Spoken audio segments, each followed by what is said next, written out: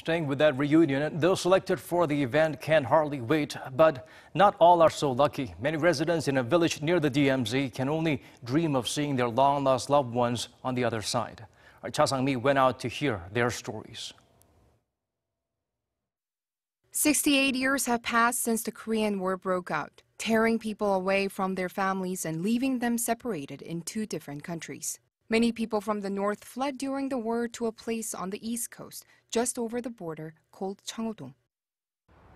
However, this place is more widely known as Abai Village, which comes from the Hamgyeong-do dialect, which means an aged father, referring to the numerous elderly residents who escaped to the area.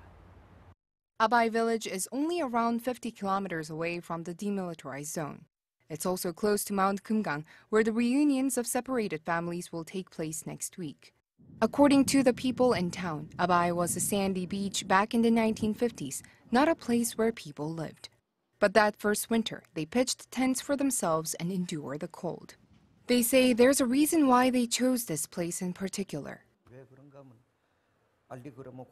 We stayed here near the border so that we could go back home when the war was over. Most of these people here, though, the first generation of refugees, are dead now. You see the red line? Hundreds of the displaced settled down in Abai Village, not knowing that the war would end in a truce and separate them from their families forever. Kim says they once had hope, but as they grew older, their memories of their hometown also began to fade. A 93-year-old woman I met near the parking lot says she doesn't want to apply for the reunions. It would just make things complicated. I fled Xinjiang when I was 22. We left behind a 3-year-old daughter. Do I want to register for a reunion? No, it's meaningless now.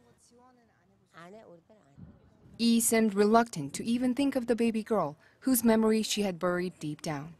The local public hall where the elderly refugees used to gather is now empty.